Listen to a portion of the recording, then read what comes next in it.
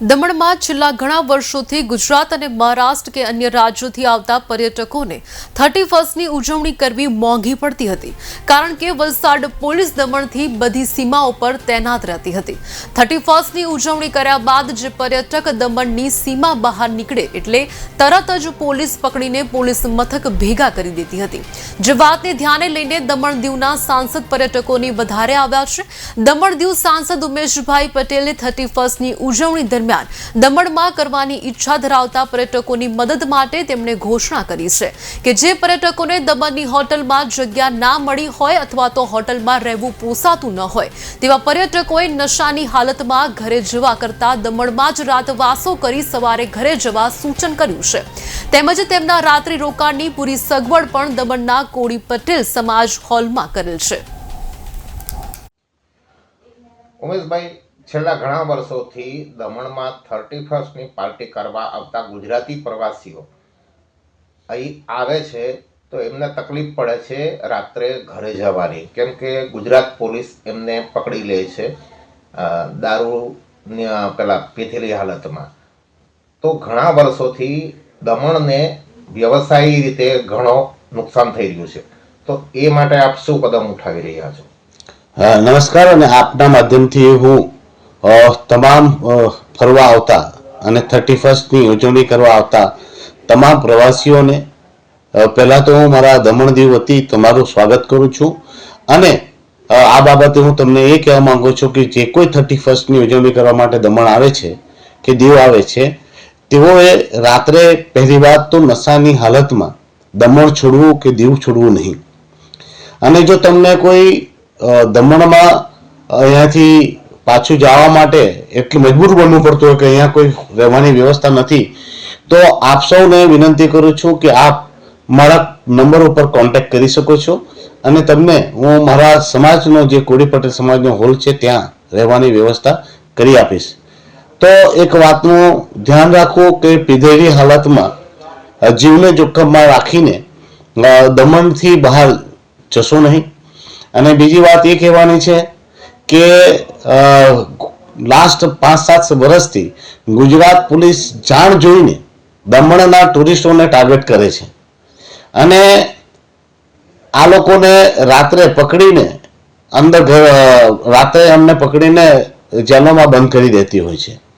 તો આ હેરાનગતિ ઘણા વર્ષોથી થઈ રહી છે, જેના લીધે અમારા ટુરિઝમને અને અમારા વેપારીઓને નુકસાન થઈ રહ્યું છે। હવે હું એ પણ કહેવા માંગુ છું કે ગુજરાતની પોલીસ અને વલસાડ પોલીસને કે ભાઈઓ, તમે જો ડ્રાઈવર પીધેલો હોય તો જ આવી કામગીરી કરો, સાથે ડ્રાઈવર પીધેલો ન હોય અને ગાડી ચલાવતો હોય તો પેસેન્જરોને હેરાન કરવાનું બંધ કરો। કેમ કે જે ટુરિઝમમાં આવે છે અને ટુરિસ્ટો જે ટેક્સ પે કરે છે તેમાં 100% રૂપિયા કેન્દ્રને જ જતા છે અને એ કેન્દ્રને જ ફાયદો થતો છે। અને અમારો ટુરિઝમમાં વિકાસ થવાથી પ્રદેશના સાથે સાથે દેશનો પણ વિકાસ છે, જેમાં આપ કનડત ન કરો। બાકી આમ ગુજરાતમાં જે દારૂ પહોંચે છે તે ક્યાંથી પહોંચે તે લોકો જાણે જ છે કે દારૂ ઉડીને જતો નથી કે ટનલમાં ઘૂસીને જતો નથી, ક્યાંક ને ક્યાંક પોલીસની કામગીરી પણ ત્યાં શંકાના દાયરામાં જ રહે છે। ને હું એક વાત ચોક્કસપણે કહું છું, જેટલો દારૂ દમણમાં ઇઝીલી મળતો નથી એનાથી ઇઝીલી ગુજરાતમાં દારૂ મળી જાય છે। તો ગુજરાત પોલીસ એવું ના બતાવે કે તે રાજા હરિશ્ચંદ્રની ઔલાદ છે, પરંતુ એક માનવતાની દ્રષ્ટિએ પણ રાખે। જો ડ્રાઈવરો પીધેલા ન હોય તો એમને પરેશાન ન કરવામાં આવે। અને ફરીથી દમણ ફરવા આવતા તમામ મારા ટુરિસ્ટ ભાઈઓ બહેનોને એટલી જ કહેવાનું છે કે પીધેલી હાલતમાં ગાડી ચલાવશો નહીં, જીવને જોખમમાં નાખશો નહીં।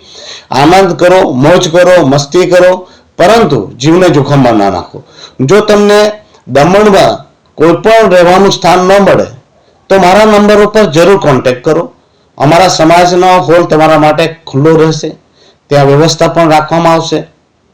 તમે નિરાંતે ત્યાં સૂઈ જાઓ અને સવારે ઉઠીને ફ્રેશ થઈને તમે પાછા પોતાના ઘરે પહોંચી જાઓ।